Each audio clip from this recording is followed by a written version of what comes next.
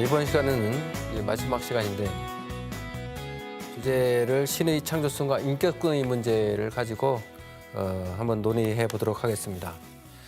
저 시간에도 얘기했지만 이 신론에 관한 한 어떻게 보면 종교적인 측면이 강하죠. 그럼에도 불구하고 저는 서양 철학적인 입장에서 이 신론을 한번 아는 대로 한번 전개해 보도록 하겠습니다. 물론 이 신은 다양한 신들이 있지만 그래도 서양 철학사에서 중요한 위치를 차지하고 있는 그리스도교를 중심으로 신론의 장단점 등을 한번 파헤쳐 보도록 하겠습니다. 여기 지금 중요한 것은 우리가 초점을 맞춰야 될 것은 신의 어떤 그 창조성이라는 것은 창조주의 문제죠. 그리고 인격성의 문제는 신도 그 감정을 가지고 있고 우리가 선하거나 악하거나 이런 것들을 벌줄 수도 있고 이런 인격성의 문제. 그럼에도 불구하고 신은 완전해야 된다는 거. 이런 완전한 인격자의 문제. 요 문제를 가지고 한번 논의를 해보도록 하겠어요. 그리스도교는 여러분들이 잘 알다시피 유대교죠. 이스라엘 유대인들이 유대교인데 이 조상의 근원으로 살펴보면은 올라가자 보면은 사실은 이쪽 이제 티그리스 유프라티스 강 중심입니다. 여기에 살던 베두인족의 그 일족의 그 무리들이 있었는데 그게 아브라함이에요. 요 족속이 기원전 한 2000년경 그때쯤 이쪽 아람을 거쳐서 여기 아람인데 여기를 거쳐서 이 시나이 반도에 있는 가나안 현재 이스라엘 땅이죠. 여기로 이제 이주를 해오는 거예요. 왜 그랬는지 모르지만 하여튼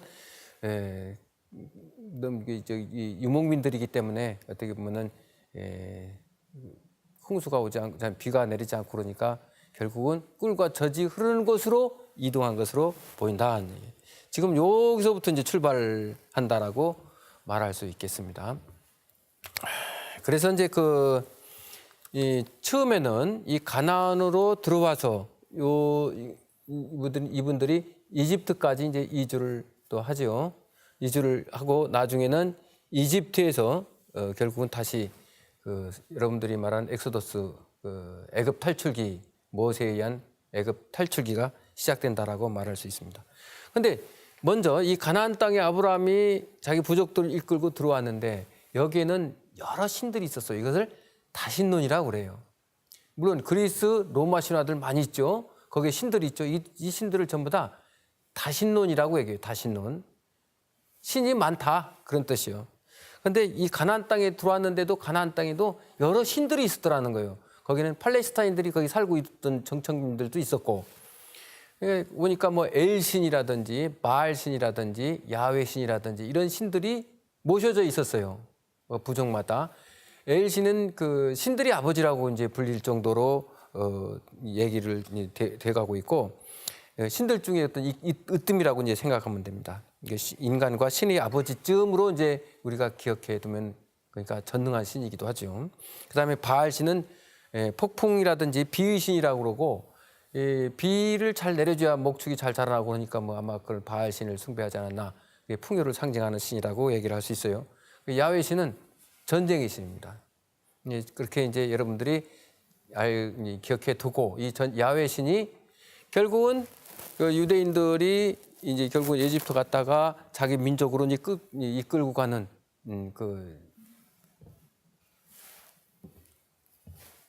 애굽 사건이 이제 벌어지죠.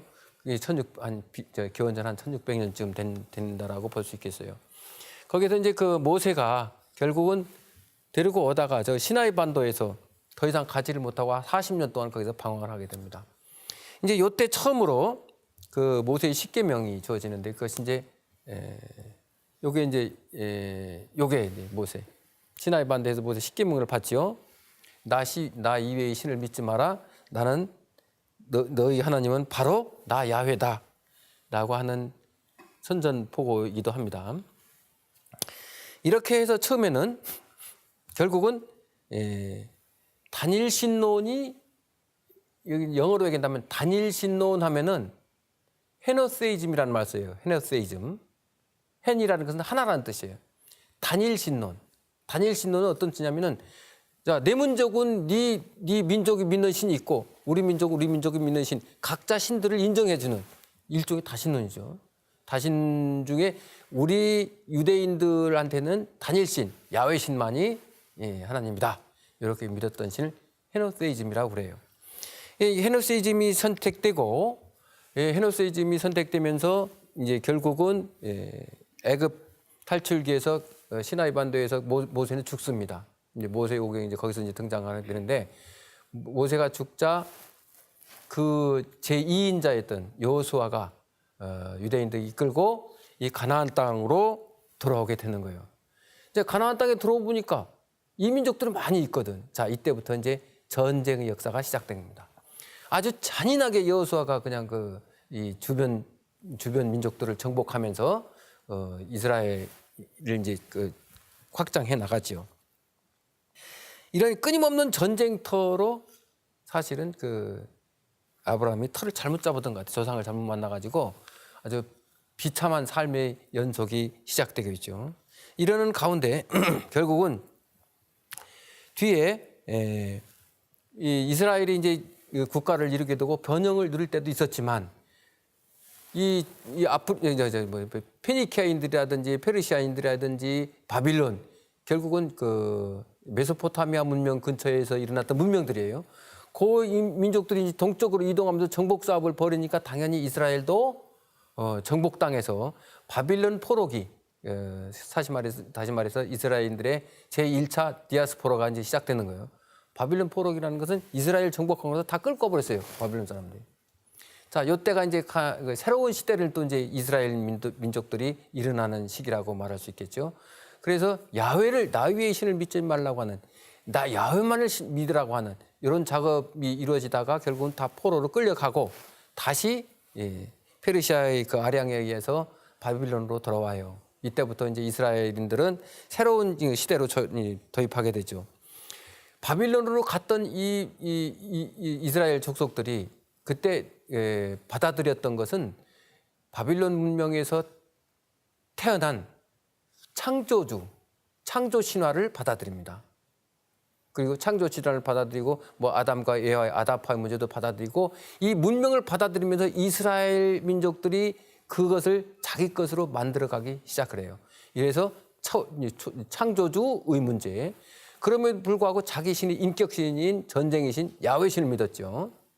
그러니까 이 야훼 신이 곧 창조주다.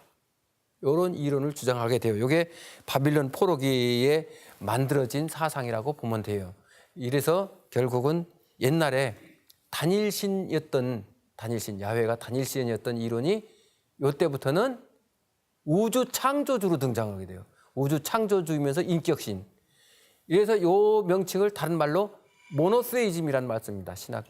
학문적으로. 모노라는 것도 하나라는 뜻인데 모노, 우리 문화도 생각하면 되겠죠. 모노세이즘. 유일신론이라고 우리가 표현하면 돼요.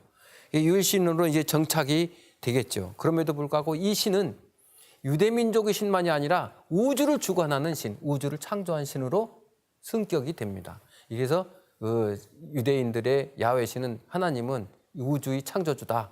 이렇게 확장이 되고 이것을 잘 발전시킨 교도들이 있는데 이게 나사렛 교도들이에요. 유신을 발전시켰다. 그래서 이런 신이 가만히 보니까 유대인들이 끊임없이 고통과 이런 삶 속에서 살았던 유대인들인데 끊임없이 전쟁, 끊임없이 정복당하고 페니키아인들로부터 페르시아인들로부터 이런 정복을 당하면서 엄청난 고통 속에서 살았어요. 살았음에도 불구하고 과연 이제 이 창조주인 이 신이 특히 이런 고통들을 언제 당하느냐면은 그 이후에 예를 들면은 알렉산더 대왕 있죠. 마케도니아의 왕이었던 알렉산더 대왕이 동방을 정복하면서 여기뿐만 아니고 다 정복을 해버려요. 그럼으로써 동방에 심지어는 인도까지 왔다고 그러죠. 알렉산더 대왕이 정복 사업에 동서가 문화가 트인 거예요. 이때부터 등장하는 것이 헬레니즘 문화가 싹 튼다. 이제 알렉산더가 BC 300년대 340년대 사람이니까 헬레나가 시작되고 동양의 이제 이쪽 지방의 문물들이 서방으로 이제 넘어가던 그런 시기예요. 그런 시기임에도 불구하고 그 뒤에 알렉산더 대왕이 죽자 BC 322년에 죽습니다. 알렉산더 대왕은. 그러니까 그 다음에 23년에 참 BC 기원전 323년에 알렉산더 대왕이 죽고 그 이후 아리스토텔레스가 죽어요. 아리스토텔레스는 알렉산더 대왕이 제자죠. 아리스토텔레스의 제자가 알렉산더 대왕인데 죽자 결국은 마케도니아, 세계를 통일했던 마케도니아가 무너지게 되고 다시 전쟁의 소용돌이 속에 들어가는 것이 고지방 사람들이에요. 제가 왜 자꾸 털을 잘못 잡았다는 얘기냐면은 자, 알렉산더 대왕은 이쪽 사람입니다. 여기서 결국은 여기 가나안 땅이고 이스라엘 땅이니까 이 시리아 여기 있고 끊임없는 전쟁의 도가니, 특히 아프리카로 들어가는 관문이에요, 여기가. 그러니까 여기는 전쟁이 휩싸이지 않을 수가 없어요. 페니키아인들, 페르시아인들이 여기 와서 정복하고 여기가 마케도니아 정복하고 이집트도 한 번 또 있었고 이 얼마나 전장터지. 이 어려운 삶을 살았던 그런 곳이다. 이 정도만 해놓고 이런 시기에 너무 힘든 삶을 살다 보니까 우주 창조주이면서 완전한 인격자인 하나님이 가만히 보니까 이제 그 랍비들이 이제 구약 성서를 만들어 가면서도 기록해 가면서도 문제가 있더라는 거예요. 완전하신 하나님이라면 왜 이 고통스러운 이 현실을 만들었느냐, 이게 이렇게 불합리하게 자기 민족한테 순환을 주면서 뭔가 심각하잖아요. 그러니까 완전한 창조주는 이 현실 속에 있는 것이 아니고, 그러니까 완전한 인격자죠. 야훼 하나님은 이 현실 속에 있는 것이 아니고 초월에 있다. 이 현실과는 완전히 동떨어진 초월의 세계에 있다. 이런 초월적 관념을 가질 수밖에 없었어요. 그러니까 이렇게 힘든 이 세상을 살고 있는데 그럼에도 불구하고 열심히 하나님을 믿었는데 왜 이런 고통을 주느냐. 결국 이 세계는 또 왜 이런 세계에 이렇게 엄청나게 고통을 주는 세계로 만들었겠느냐 해서 그때 나오는 것이 결국은 구세관념과 이 현실 세계를 창조한 창조주의 왜? 완전하다면 이 세계를 완전하게 만들었으면 될 거 아니에요. 그런데 왜 이렇게 고통스럽게 만들었냐 이거요. 그러니까 이 하나님이 직접 창조한 것이 아니고 하나님이 대리자가 창조했다 하는 관념들이 이 헬레나 과정, 특히 로마 정복기는 그 마케도니아가 멸망하면서 다시 이탈리 지방에서 로마라고 하는 조그마한 지방의 그 부족 국가가 정복을 다시 해나가기 시작해요. 그러니까 로마의 전쟁은 몇백 년을 계속되는 거죠. 아무래도 마케도니아가 멸망하면서 다소 혼란기를 접어들다가 로마가 어느 정도 통일을 보게 되는 것이 AD 한 100년대쯤. 그러니까 예수가 AD 원년에 태어났다면은 그 로마의 통일 완전성을 어떻게 보면 통일을 많이 확정적으로 된 건 100년쯤이요. 그러면은 엄청난 전쟁을 몇백 년 동안 했다는 얘기요. 로마는 하루아침에 이루어지지 않았으니까, 그죠? 이런 과정 속에서 결국 헬레나 과정이라고 얘기하는데 그 유대인들도 새로운 사상들을 접하게 되고 그러면서 자기 신관이 새로 변화가 일어나게 된다. 그게 이제 결국은 그 로마의 통치 기간 중에는 유대인들한테도 제우스 신을 믿도록 한다든지 로마의 신을 믿도록 한다든지 이런 강요들이 굉장히 많았어요. 이런 상황 속에서 유대인들에게 싹 텄던 것은 결국은 물론 유대인뿐만 아니고 그 이 주변에 있는 사람들은 전부 다 구세관념을 갖게 된 겁니다. 누군가가 나타나가지고 절대적인 사람이 나타나가지고 이 현실을 구제해 줄 수 있는 것, 이게 메시아 사상이에요. 메시아라고 하는 것은 그러니까 주님께서 기름을 부은 자, 이게 누구냐면 왕이에요. 왕이 나타나서 유대인, 자기 민족을 구해줄 수 있을 것이라는 기대감, 이 희망이에요. 그러니까 야훼신은 못 구해. 왜? 이 현실이 창조주였었고 불완전한 현실 세계를 창조할 만들어서는 안 됐으니까 그건 초월해버렸고 결국은 이것을 구제해 줄 수 있는, 그리고 현실을 구제해 줄 수 있는, 그럼에도 불구하고 현실이 이 불완전한 세계를 창조해 줄 수 있는 이런 관념을 가질 수밖에 없었다는 거예요. 그 유대인들한테서는 메시아 관념이 있었고, 그 다음에 이 시기에 결국은 이 철학과 유대 이 메시아 사상이 등장하죠. 이제 결국은 이 신의 초월성과 완전한 인격자 해가지고 그 완전한 인격자라면은 악으로 물든 이 현상 세계를 창조할 수가 없다. 너무 불완전하고 왜 이렇게 이런 고통을 주느냐 해가지고 초월한 창조주로 이 등극이 됐고, 그 다음에 헬레나 과정, 요때가 결국 로마 헬레니즘 시대 결국은 마케도니아 정복 이후부터 이제 등장하는 이 동서양의 문화 교류예요. 이런 기회 속에서도 로마의 끊임없는 전쟁 사업 이렇게 해가지고 이 로마 이제 제국을 통일해야 되니까 그런 과정 속에서 너무나 고통스러운 삶에 시달리다 보니까 메시아 사상이 싹트게 됐었다. 이게 구세 사상이다. 이게 자기 민족을 구원해줄 자. 이게 이제 결국은 헤브라이즘과 이제 그리스 철학 요 시기에 만나는데 그리스 철학이 이제 로마로 들어가게 되는 거예요. 그리스 철학이 로마로 들어가는데 제일 먼저 들어가는 것이 요 시대에 플라톤 철학이 들어갑니다. 자, 플라톤 하면은 이데아론이 있었죠. 하느님 왕국으로 생각할 수 있는 이데아의 세계 여기 있었다고 그랬잖아. 아리스토텔레스 철학이 아니고 아리스토텔레스는 진리가 여기에 있다라고 했어. 플라톤은 이렇게 얘기했으니까 이데아에 있다라고 얘기했어요. 이 사상들이 들어가요. 자, 들어가면서 그때 이제 필론이라고 하는 이 철학자인데 이게 신플라톤주의자입니다. 그럼에도 불구하고 그리스도인이에요. 기독교인데 이 필로라고 하는 사람 철학자가 요 문제를 해결하는 거예요. 어떤 문제? 아까 창조주, 완전한 인격자, 그러나 이 현실은 불완전한 세계. 그러면 누가 창조했느냐? 신이 직접 창조한 게 아니고 신이 대리인이 창조했다. 그 대리인이 누구냐? 로고스라는 개념이에요. 우리는 로고스면 말씀이라고 얘기 듣는데 논리라는 말도 있고 법칙이라는 말도 여러 가지 뜻이 있어요. 그 중에서도 로고스는 신의 대리인, 절대적인 하나님의 심부름꾼, 또 하나는 어떻게 보면 초월적인 세계와 이 현실 세계와의 중매자, 또 하나는 세계의 대사제, 최고의 천사, 제2의 하나님, 여러 가지 의미를 담은 것이 로고스 개념이에요. 자, 이 로고스를 끌어들임으로써 이제 이 로고스에 의해서 이 세계가 창조되었다. 지금도 끊임없이 생겨나고 생성 소멸하는 이런 과정, 인간이 태어나고 이런 과정, 모든 것, 자연 세계의 모든 것, 로고스에 의해서 그렇게 이루어져 가고 있다. 이렇게 주장하면 되는 거예요. 이렇게 되다가 뒤에 이제 이 로고스라는 개념이 결국은 구세 사상과 만나면서 메시아 사상과 만나면서 히라버에 크리스토스라는 말이 있습니다. 크리스토스라는 것은 구세자라는 뜻이에요. 구원자.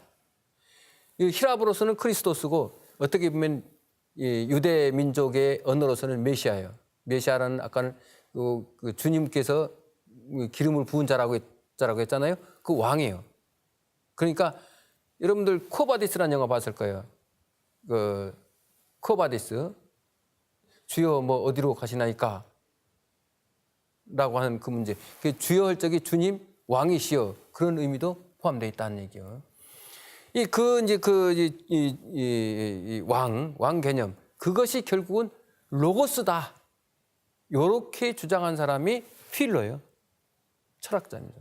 영지주의 철학자이기도 하지만 그리스 철학을 유대 종교 그리스도교로 이제 유대교니까 유대교죠. 아직까지는 그리스도교가 아니니까 요 가지고 가면서 메시아 사상과 연결을 시켜버려요. 연결을 시키니까 결국은 이제 예수가 이제 탄생하게 되죠. AD. 예수가 탄생하면서 결국 이제 필로의 이원론적 세계관이라고 하는 것은 자, 초월적인 세계, 하나님 세계 있고 창조주의 세계, 그다음에 현실 세계, 불완전한 세계 있고 인간이 현실 세계에서 고통과 모든 순환을 당하는 이런 세계에 살고 있고 로고스는 중간자, 하늘 매개자라고 했잖아요. 신의 매개자, 신의 제2 하나님, 신의 아들, 신의 천사 이렇게 얘기했잖아요. 결국은 로고스가 구세주, 요 말이 이제 결국은 그 유대의 사상으로 기독교로 들어가면서 메시아, 로고스 이꼬르 메시아가 돼버리는 거예요. 여자가 메시아니까 왕이에요. 그럼 그 왕은 로고스를 가진 그 왕은 누구냐? 예수가 등장하니까 나중에 예수가 로고스요 그리스도다. 그 예수 그리스도라는 말 써요. 그래서 예수라는 이름이 있고 그리스도라는 말이 그리스토스에서 나온 말이에요. 그래서 예수 그리스도라는 말 쓴 거예요. 구세주 예수다 이렇게 강력하게 이제 들어온 주장한 사람이 성 바울이에요. 로고스, 구세주, 예수. 아주 엄청나게 이제 이걸 주장을 하게 되죠. 강조를 합니다. 가르치죠. 이 바울이 누구냐면은, 자, 바울도 그리스도적 정신으로 무장한 채 신의 아들 그리스도가 예수임을 끊임없이 가르친 사도 바울이다. 이렇게 표현을 했어요. 바울. 그러니까 바울도 어떻게 보면 유대인적 사상이 아니고 그리스도적이다 하는 얘기죠. 그 다음에 나오는 것이 이제 아까 얘기한 필로 등장했는데, 필로 생각하는 게 필로는 신의 지혜요 대리이며 아들이 되는 로고스가 유대교의 메시아 사상과 결합되면서 새로운 왕이 나와 자신의 민족을 구원이라고 믿음으로 공고하는데 상당히 많이 기여했다. 이 필로라는 사람이고, 그다음에 이제 바울은 그게 바로 예수다라고 주장한 사람이고, 이걸 갖다 성육신이라고 얘기하는데, 이러한 패러독스를 가르친 사람이 터툴리아누스라는 사람이에요. 그 사람은 한마디로 해서 불합리하기 때문에 믿는다. 신의 아들이니까 완전한 자냐 신은. 그런데 그 아들이 어떻게 죽었다 살아나냐, 죽을 수 있느냐 이 말이야. 말이 안 되는 얘기다. 해가지고 이런 불합리들을 해결하죠. 뭐라고 얘기했냐면은 완전하다면 그럴 수가 없다. 근데 답을 내세웁니다. 어떻게 얘기하느냐면은 이게 이제 그리스도의 그것들 몸에 관하여라는 책이 있어요. 그 책에서 그렇게 얘기합니다. 신의 아들은 십자가에 못 박혔다. 이것은 부끄러운 일이기 때문에 부끄럽지 않다. 신의 아들은 죽었다. 이것은 어리석은 지식이기 때문에 완전히 믿을 만하다. 또 그는 묻혔다가 부활했다. 이것은 불가능하기 때문에 확실하다. 이렇게 불합리하기 때문에 믿는다라고 터툴리아누스가 등장하게 되고, 자, 이 이후에 터툴리아누스 이후에 예수가 결국은 구세주고 신의 아들이고, 그러니까 성부, 초월적인 하나님, 창조주, 있죠? 그 다음에 이 현실 속에서 인간을 구제하고 하느님 나라로 끌고 가는, 다시 말해서 인도하는 예수, 성자, 신의 아들이라고 얘기했어요. 그걸 터툴리아누스는 불합리하기 때문에 믿는다라고 얘기했어요. 바울은 그것을 끊임없이 신의 아들이라고 구세주라고 얘기를 했고, 그 다음에 성령, 이게 이제 삼위일체라고 얘기했는데, 트리니티. 삼위일체라면 성부, 성자, 성령, 이것은 하나다. 이렇게 이제 가르치는 거예요. 이 삼위일체요. 세 위격이 하나다. 그걸 가르치는데, 그러니까 예수 하나님이 돼버리는 거죠. 성령 하나님 있고, 아버지 하나님 있고, 이렇게 되는 거예요. 근데 이제 성령 얘기하자면 또 어디서 나오냐 했더니, 아까 필로, 로고스라는 말 있죠. 로고스. 로고스라는 개념이 이 세계를 어떻게 보면은 로고스의 이 세계가 만들어지는 거예요.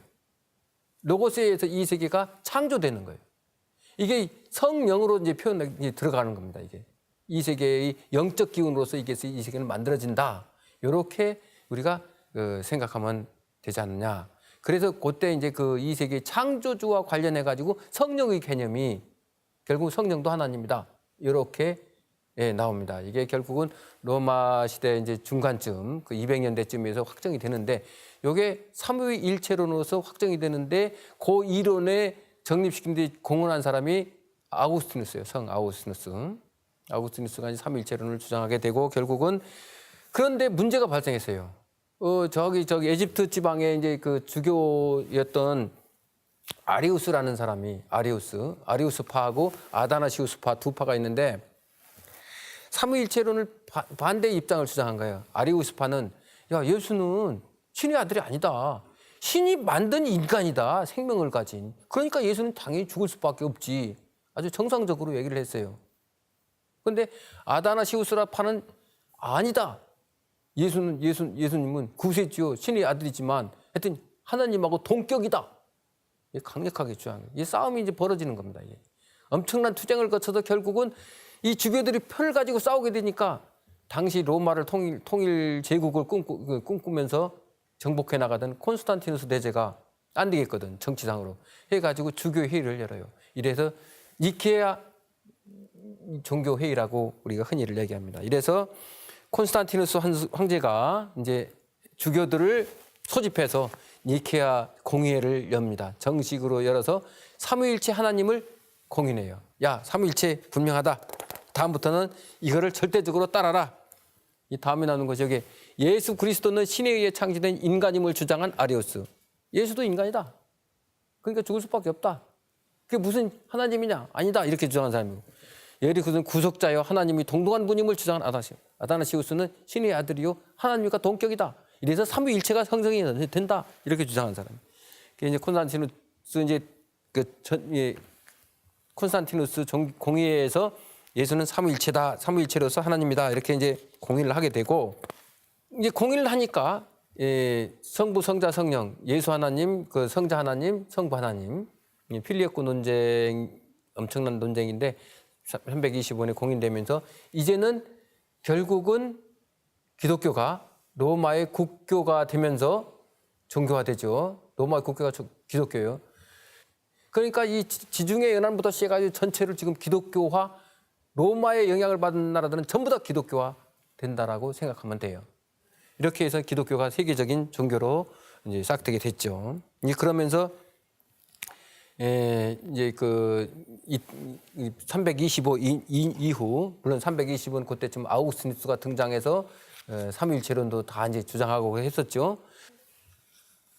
이제 중세 천년이라고 얘기했을 때 AD 이제 400년대 이후 세계화되고 500년대, 600년대, 700년대까지 이제 세계화돼요. 되면서 800년대 이후에 이제 중세도 이제 교황이 이제 최고의 권위를 갖게 되고 중세도 기독교 교리를 합리화시키는데 노력을 하게 됩니다. 이때 그리스에 있는 책자들을 중세 라틴어로 다 번역을 합니다. 그 번역하는 시점이 AD 한 500년, 400년대쯤 사람인데 그때 포르피리우스라는 사람이 왜냐하면 그리스 철학을 가지고 지금 플라톤의 이데아론이 기독교로 들어와서는 신국론이 돼버렸어요. 아우구스티누스는 플라톤의 이데아론 가지고 다 신국론을 작성합니다. 기독교 교리화시키면서. 아우구스티누스가 BC 350년대 사람이에요. 20년대에서 50년대 그때 사람이고 AD 그때 사람이고 아우구스티누스가 이제 그렇게 해놓으니까 아리스토텔레스의 철학이 이제 또 들어가게 돼요. 중세로. 이제 아리스토텔레스의 철학이 들어가니까 중세 중기쯤 플라톤 다 점령하고 난 후에 들어가다 보니까 결국 아리스토텔레스의 철학이 라틴어로 이제 번역하게 되고 하면서 아리스토텔레스의 논리학을 번역하면서 큰 문제가 봉착했습니다. 그게 뭐냐면은 플라톤 철학과 아리스토텔레스의 철학이 달라요. 우리 배웠죠? 플라톤은 참된 진리는 이데아에 있다. 기독교 종교식으로 얘기한다면 하나님이 왕국에 있다. 아리스토텔레스는 아니다. 이 현실 속에 있다. 자, 이 현실 속에 있대요. 그게 실체다. 참된 존재다. 그게 이제 보에티우스라는 사람이 결국 요 문제를 이제 그 보편 논쟁이라고 하는 이쪽으로 끌어냅니다. 왜냐하면 포르피리우스가 뭘 번역하다 그랬냐면 아리스토텔레스의 논리학, 종차 문제, 종 문제 이런 문제, 되게 보편 개념을 번역하면서 야 심각하다. 어떤 문제냐? 아리스토텔레스 하면서 보편 개념은 실체가 아니에요. 인식에 있어서 실체예요. 어떻게 보면 인식. 우리 보편 개념 인간하면 인간의 본성을 아는 거거든. 그건 인식이에요. 그러나 실체는 아리스토텔레스 하면 이게 인간이에요. 이게 실질적인 인간. 이게 실체예요. 이러다 보니까 개별적인으로 들어가 버리더라 이거예요. 플라톤의 이데아가. 심각해지죠. 왜 심각해지냐니까 기독교 중세 기독교의 교리를 정립시키는데 가장 중요한 문제는 구원과 관련해 가지고 영혼, 그 다음에 그것을 구원해 줄 수 있는 장소, 교회입니다. 교회의 이념이죠. 그런데 우리 신파, 자 인간파, 교회 봐봐요. 이 교회 보면 교회는 하나예요. 그죠? 교회는 하나죠. 신이 말씀을 듣는 거, 경청하는 거, 신의 나라로 갈 수 있는 거 교회를 통해서요. 그런데 그 교회는 개념은 하나예요. 그런데 교회를 봐봐요. 이런 교회, 저런 교회, 저런 교회 수없이 많잖아. 그럼 교회가 신성하다면 파괴돼서는 돼요, 안 돼요? 안 돼. 그럼 결국은 신성하다면 보편자여야 돼요. 보편자라고 하는 것은 깨지지 않는 거예요. 예를 들면 인간은 보편자거든. 이 개별적인 인간은 죽어. 그러나 인간 그 자체는 안 죽어. 그러니까 플라톤 철학이 맞느냐, 아리스토텔레스 철학이 맞느냐. 그러나 이 인간이 없으면 또 이 보편자는 인식도 안 되고 의미가 없어. 또 인간, 영혼, 인간의 영혼도 사실은 구원을 받아가지고 하늘나라에 가야 되는데 이 개별적인 인간은 죽어 없어져. 그러면 만약에 죽어서 참되게 존재하는 것이 보편자라면 보편자, 인간 이데아가에서는 하나밖에 없어요. 심각하잖아요. 그 어느 게 참된 진리냐? 개별적인 거냐? 보편자냐? 이게 싸움이 벌어지는 겁니다. 이게 보편 논쟁이에요. 신도 마찬가지예요. 신은 전지 전능 전선이에요. 언제 어디서나 존재하는 게 신이야. 여기서 신이 있어요. 하나님이. 그러면 똑같은 동시에 아르헨티나도 있어요. 개별적으로 볼 때는. 그러나 신은 하나잖아. 그럼 진짜 신을 묻던 거냐? 보편자로서의 하나의 신이 진짜냐? 아니면 여기에 있는 신이냐? 저기에 있는 신이냐? 심각해지죠. 이래서 철학과 더불어서 신중세의 기독교 교리가 교리화되는데 문제가 심각했던 겁니다. 여기서 이제 등장하는 것이 그러니까 한마디로 얘기해서 플라톤 철학과 아리스토텔레스 철학의 대립이요. 대립이면서 결국 여기에는 이제 두 패로 갈라지는데 안셀무스의 실제론적 입장에서 신을 증명을 합니다. 안셀무스의 실제론적 입장이라는 것은 뭐냐면은 여기 이제 안셀무스인데 플라톤 철학의 이데아만이 실제한다. 보편자만이 실제한다라고 하는 입장. 그럼 이 개별자는 가짜라는 얘기죠. 거기에 정반대의 또 의견을 제시한 사람이 있어요. 아벨라르드로스라는 사람인데 아리스토텔레스 아라비안 철학자이기도 하고 아리스토텔레스 전공한 사람이기도 하고 개별자만이 실제한다. 보편자는 뭐냐? 바람소리다 이렇게 한 거예요. 그러니까 보편적 교회 신성하다는 보편적 교회는 이게 바람소리야. 그게 뭐가 신성하냐? 그럼 결국 교회는 참되게 신성한 존재, 보편자가 실제해야 된다. 이건 안셀무스. 아벨라르스는 여기에 이제 현실적인 것이 이 신성한 교회라고 주장하게 되고 이런 어려운 문제들이 발생해요. 그러자 중간에 토마스 아퀴나스 한 AD 한 1100년대 살았던 사람인데 토마스 아퀴나스가 등장하면서 양자를 종합을 해요. 자, 보편자로서의 신성한 측면도 가지고 있고 그것은 원리로서 있는 거고 그다음에 개별자로서의 예를 들면 뭐 개별적인 인간이라든지 영혼 아니면 개별적인 교회라든지 이런 것은 실제로서 있는 거고 이건 아리스토텔레스의 철학을 바탕으로 해서 보편자는 원인으로서 있는 거고 이렇게 해서 아리스토텔레스 철학으로 종합을 완화시키는 것이 원권 실제론이에요. 요게 이제 중요한 것으로 등장하는 것이 그 신을 증명을 해요. 이제 안셀무스는 실제론적 입장에서 보편자가 실제한다는 그런 입장에서 신을 증명하는데 이 안셀무스는 두 가지 측면에서 증명합니다. 하나는 경험적인 방식으로 증명을 하고 하나는 존재론적인 측면에서 증명하는데 이건 어려우니까 예를 들면 경험적인 것만 하나만 얘기하죠. 이 세계의 모든 것이 생겨났다가 없어지더라. 있다가도 없어지는 것이 이 세계의 것들이다. 그러면 이 세계의 모든 것들도 다 존재하는 것들은 좋은 것도 있고 좋은 것들이 있다가 없어지더라. 그런데 가만 보니까 좋은 것들은 더 좋은 것, 더 좋은 것, 더 좋은 것, 더 좋은 것이 있더라. 있죠. 자, 지금 내 시점에서 볼 적엔 이것이 좋았어. 제일 좋았어. 이런 것들 중에서. 그런데 더 좋은 것이 나오면 이것이 더 좋아. 그럼 이 더 좋은 것은 이 입장에서 보면 이것은 좀 덜 좋아. 안 좋아. 이렇게 나오죠.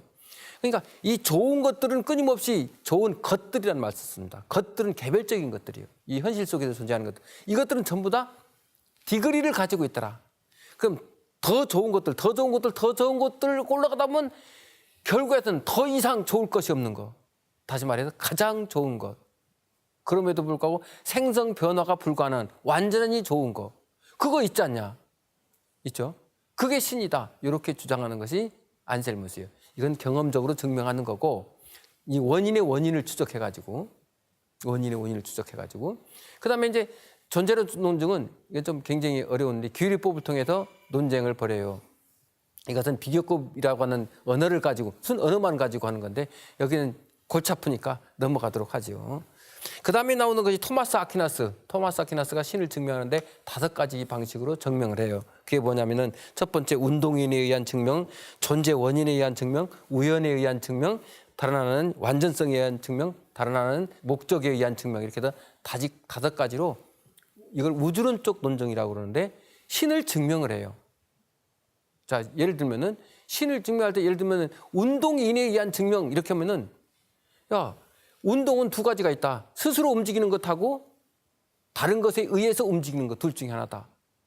그럼 근데 이 세계에 있거든 스스로 움직이는 것이 없더라. 만약에 스스로 움직인다면 지멋대로 생겨나고 해야 되니까. 그게 결국은 다른 것에 의해서 움직일 수밖에 없다. 만약에 여러분들이 스스로 움직인다면 어떤 결과가 나오냐? 내가 스스로 움직일 것 같아요? 여러분 각자 살아있다고 해가지고 스스로 움직일 것 같다? 아니에요. 관념에 의해서 움직인다든지 생각에 의해서 움직인다든지 아니면은 만약에 스스로 자기 운동인을 자기가 가지고 있으면은 우리 누우면 죽습니다. 걸으면 살아. 움직이면. 활동하면 살아. 활동이 없으면 죽은 거예요. 그러니까 여러분들 눕지 말아요. 앉아있는 게 제일 좋아. 많이 움직여. 자, 살아있는 상태에서 그러면 나 안 죽고 싶다. 운동인 자신이 가지고 있으면 끊임없이 움직일 수 있는 거야. 죽어도 움직여야지. 그런데 그렇습니까? 그러니까 운동인 자에게 있는 것이 아니라 타인에게 있다. 그럼 원인의 추적을 올라가면 결국은 자기 스스로는 움직이지 않으면서 모든 것들을 움직이게 하는 불변 부동의 원동자가 있다. 이게 아리스토텔레스의 철학인데 그게 신이다. 이렇게 주장하는 거예요. 증명하는 거예요. 이제 그런 방식으로 존재 원인도 그렇고 우연성도 그렇고 완전성의 의미도 그렇고 존재 목적의 의미도 그렇고 이게 아리스토텔레스의 철학적 입장에서 신을 증명하게 됩니다. 이렇게 증명을 하고서 중세가 끝나요. 끝나고서 근대가 새롭게 열리면서 이 낭만주의 시대가 이제 전개되고 르네상스가 시작되고 이제 낭만주의 시대가 나오면서 창조주의 문제 또 거론하게 되는 거예요. 야, 이 불완전은 제가 왜 그런 얘기를 자꾸 얘기했냐면은 봐봐요. 만일 전능한 신이 이 세상을 창조했다면 이 세상을 보다 조화롭고 안정성을 가진 세계로 창조하지 않고 왜 이렇게 파괴와 고통을 동반하는 세계로 창조했을까? 이 문제를 해결을 해야 되거든. 이래서 이제 이신론자가 등장하는데 이걸 데이즘이라고 얘기해요. 허버트 경이 이제 만들어냈는데 신은 창조주는 이 현실 속에 있어서는 안 돼요. 왜? 이 불완전한 세계 신 자체도 불완전해지고 창조되니까 변화가 일어나니까. 그래서 세계를 창조한 유일신은 인격신이 아니라 초월적인 자연신이다. 무슨 인격신이냐? 신을 어떻게 보면 부정한 거죠. 그다음에 세계를 창조한 뒤 초월해서 만약에 신이 있다 하더라도 세계에 관여하지 않고 이 세계는 이 법에 따라서 움직일 수 있도록 그냥 냅뒀다. 어떻게 되냐니까 현실 세계의 창조 변화는 마치 시계 제작자가 만들어 놓은 시계처럼 자동적으로 그렇게 돌아가고 있다 지금. 신하고는 전혀 관련 없다. 이렇게 주장한 것이 이신론자예요. 데이즘이라고 하는. 이제 반면에 인격신은 이제 떼버리는 겁니다. 인격적 존재를. 이게 범신론이에요. 이거 범신론자인데 이제 자연은 신의 얼굴임을 주장한 이렇게 스피노자 이렇게 얘기했어요. 이게 범신론이라는 건 뭐냐면은 이 자연 자체를 신으로 보는 거예요. 그럼 이 자연 세계에 끊임없이 창조 변화가 일어난다는 것은 신의 모습이요. 그러니까 한마디로 얘기해가지고 자, 항구적이고 독립된 실체는 자기 원인으로서 무한한 신이다. 이렇게 얘기를 해요. 이거는 창조적인 의미요. 근데 초월적인 세계에서 끌어내린 거예요, 지금. 초월이 아니라 이 현실 속으로. 현실은 자연이거든. 우주 자연이거든. 자연이 그러니까 신이다. 이렇게 주장한 사람. 그러니까 허버트하고는 좀 달리 주장한 거지.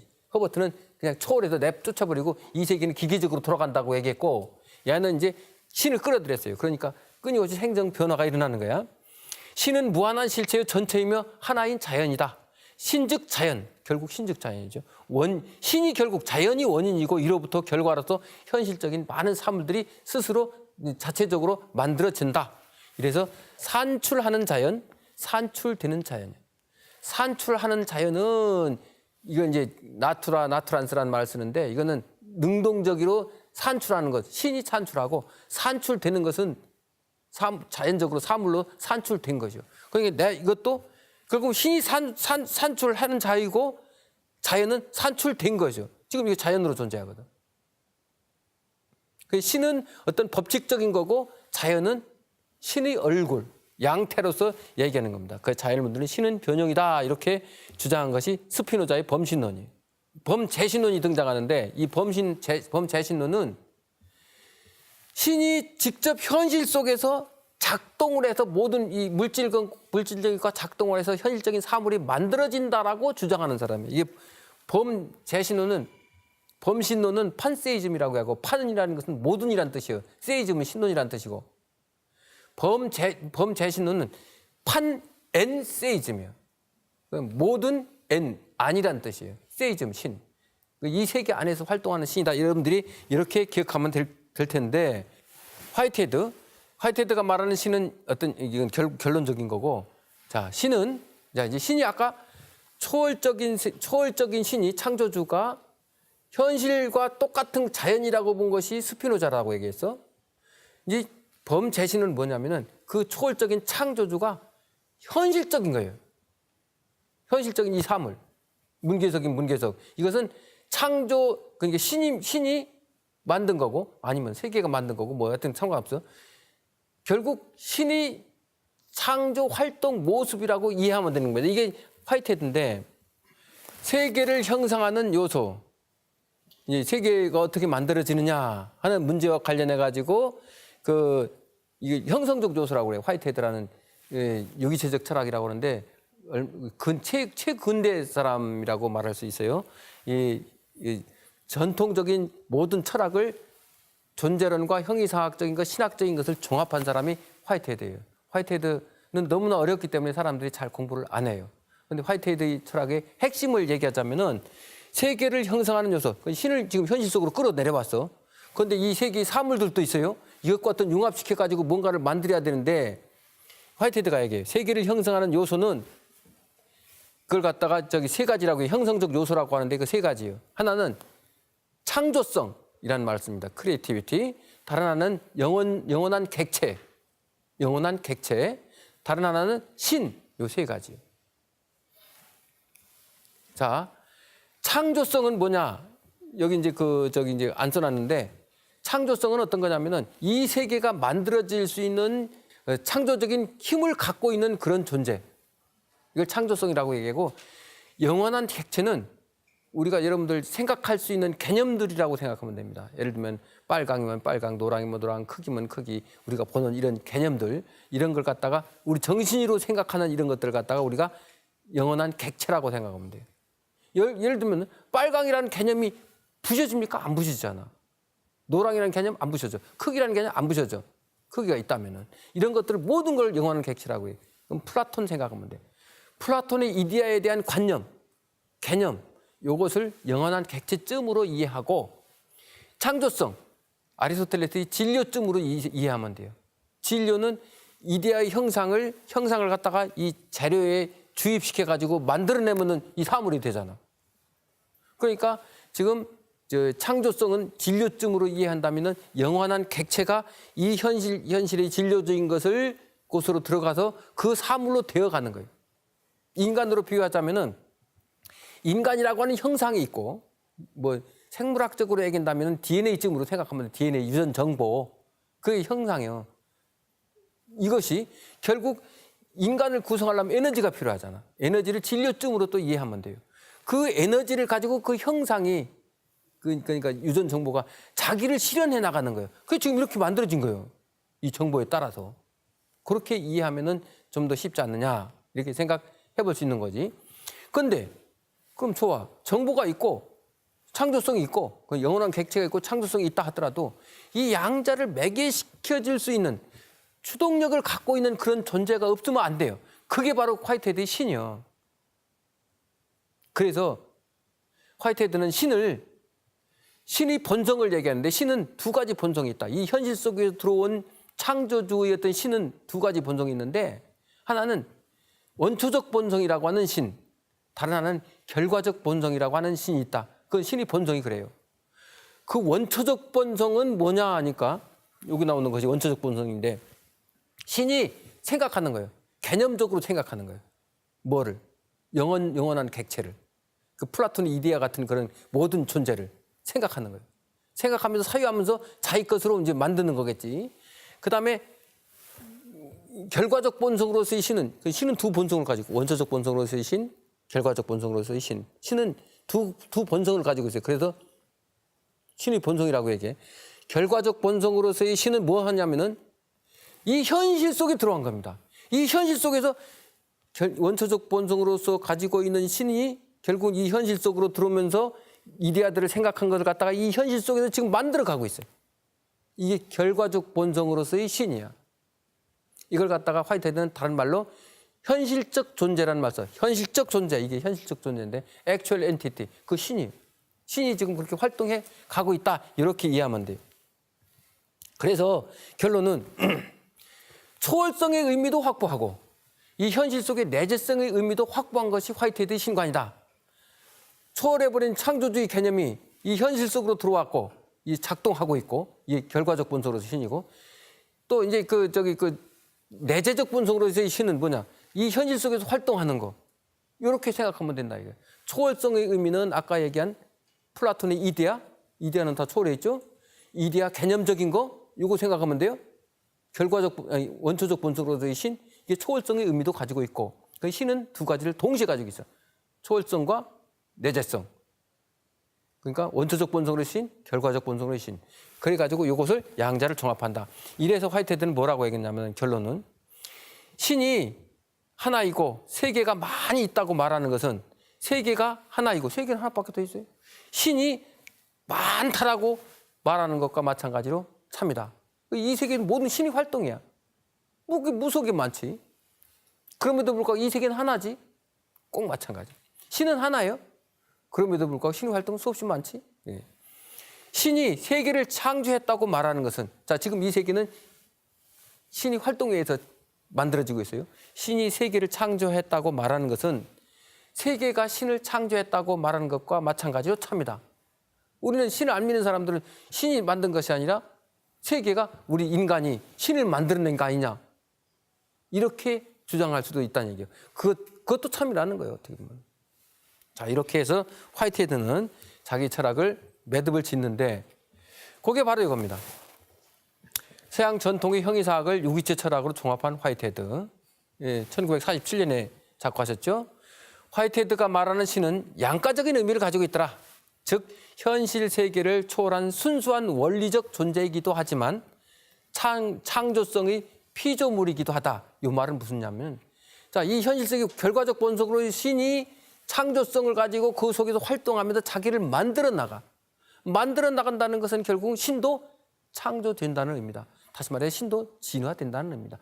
그래서 창조적 전진 이런 말들을 많이 써요. 이것이 이제 이 현실 세계를 바라볼 적에 이게 화이트헤드의 유기체 철학이다. 형이상학 전통적인 존재론, 형이상학 실론을 종합해서 과정과 실제 속에서 종합해서 이것들을 잘 피력하고 있는 것이 화이트헤드다. 그래서 서양의 신관 지금 쭉 봤어요. 왜 신이 왔다 갔다 하면서 철학적인 이론을 통해서 이렇게 되었는가.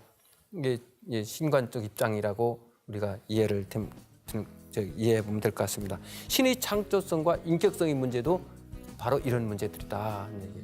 결국은 나머지 것들은 이것들을 곰곰이 생각하면 새롭게 응용하고 변형하고 그것을 깊이 파고들고 이런 방식으로 이해하는 것이 신학적 이론이다. 이렇게 생각하시면 될 겁니다. 이것은 철학으로서 바라보는 신학.